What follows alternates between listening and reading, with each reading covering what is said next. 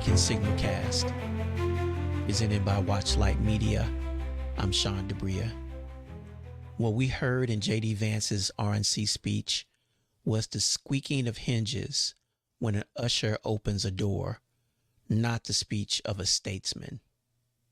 5 things to keep in mind about J.D. Vance. Number 1, he is a doorman. Vance is not a trailblazer. He is not a visionary. He is a doorway into executive branch power through which others hope to walk. He is the avatar of Elon Musk, Peter Thiel, and Leonard Leo. Thiel, of course, is the ultra-conservative billionaire who is a founder of PayPal, an investor in Facebook, and founder of Palantir Technologies, which some have called a private intelligence agency. He said in 2009 that he no longer believes that freedom and democracy are compatible. Thiel gave Vance his first opportunities to acquire wealth with positions in his venture capital fund, and by recommending him to work for billionaire Steve Case, who was less than impressed with Vance's work ethic. Thiel contributed $15 million to Vance's Ohio Senate campaign. Leonard Leo is an ultra-Orthodox Roman Catholic who believes the church should use state power to accomplish its goals. He is credited with orchestrating the confirmation of every conservative Supreme Court justice from Clarence Thomas to Brett Kavanaugh. Leo invited Vance to speak at his secretive Teneo conference.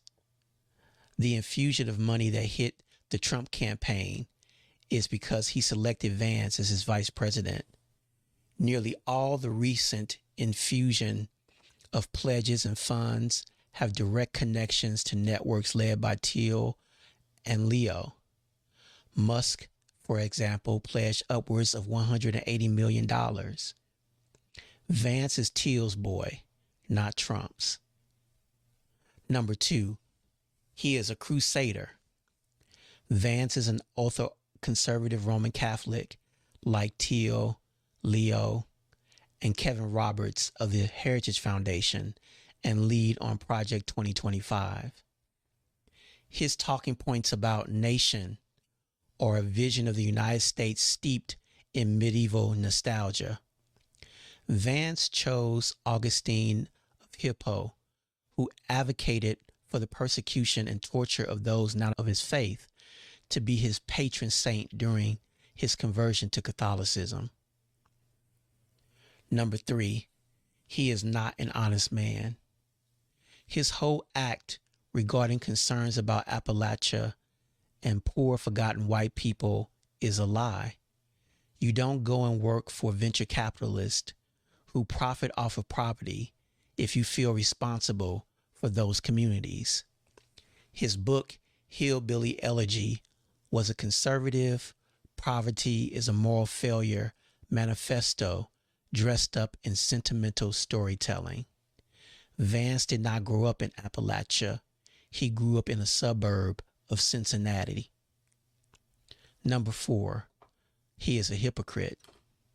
Vance's very short-lived nonprofit, Our Ohio Renewal, which he closed after winning the Republican nomination for U.S. Senate, had only one notable accomplishment: sending an addiction specialist, Dr. Sally Sattel, for a year-long residency to serve the Appalachian region. Guess who Vance and Dr. Sattel had ties to? Purdue Pharma, makers of OxyContin. Vance said he wanted to solve problems created by drug addiction, which devastated his own family. But Dr. Sattel, an American Enterprise Institute resident scholar, openly questioned whether prescription painkillers played any role in the national opioid crisis. Number 5, he is a religious nationalist. Vance has affiliated himself with a movement and organization called National Conservatism. It is backed by an institute called the Edmund Burke Foundation, which is led by a number of ultra-Orthodox radicals from Catholic, Israeli, and evangelical backgrounds. The president of EBF is also the president of the Herzl Institute. Here is a statement from the National Conservatism website on God and public religion. No nation can long endure without humility and gratitude before God and fear of his judgment that are found in authentic religious tradition. For millennia, the Bible has been our surest guide, nourishing a fitting orientation towards God, to the political traditions of the nation, to public morals, to the defense of the weak, and to the recognition of things rightly regarded as sacred. The Bible should be read as the first among the sources of a shared Western civilization in schools and universities, and as the rightful inheritance of believers and non-believers alike. Where a Christian majority exists, public life should be rooted in Christianity and its moral vision, which should be honored by the state and other institutions, both public and private, unquote. This is not separation of church and state. Vance's religious nationalism and anti-immigrant diatribes are the same as what we're seeing all across Europe with the rise of winsome fascism embodied by Giorgia Meloni and France's Marine Le Pen, and the more forthright incarnations we see in Hungary's Viktor Orban and Poland's Law and Justice Party. Listen to Vance during his RNC acceptance speech. Now, that's not just an idea, my friends. That's not just a set of principles. Even though the ideas and the principles are great, that is a homeland. That is our homeland.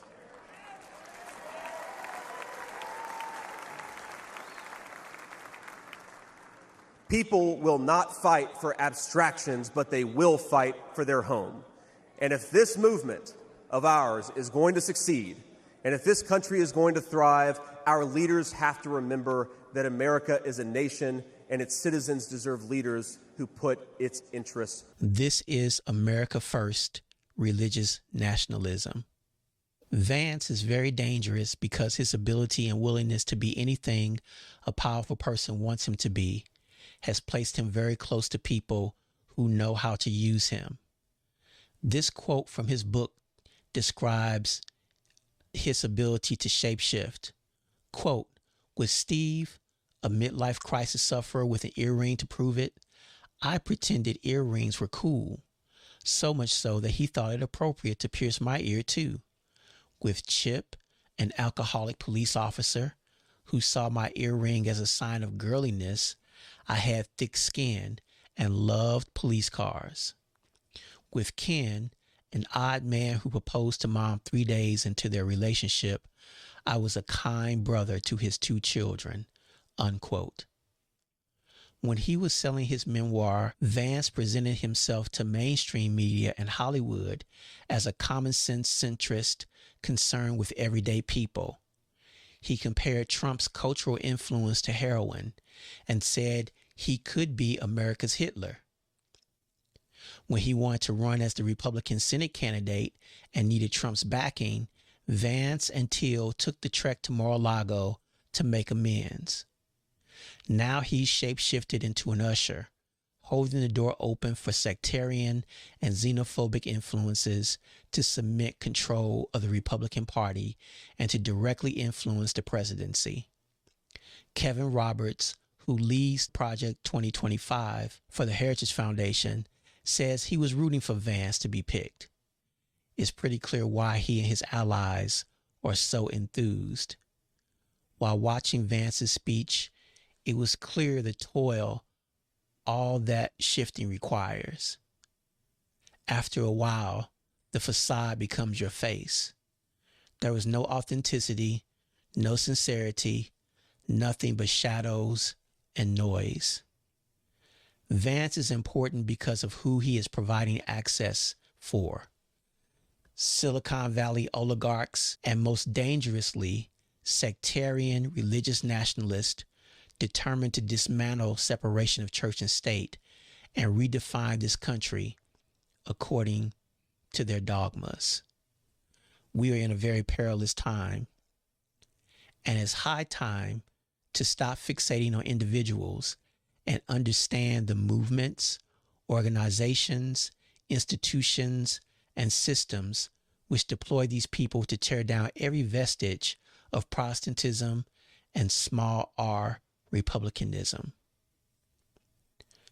When Jesus was here, he said, "My kingdom is not of this world, else my servants would fight." It's time to stop calling people Christian who are hell-bent on disobeying Christ by opening doors to chaos and darkness he never intended to be opened, especially in his name. Thanks for listening. If you support our efforts with a paid subscription, thank you so much.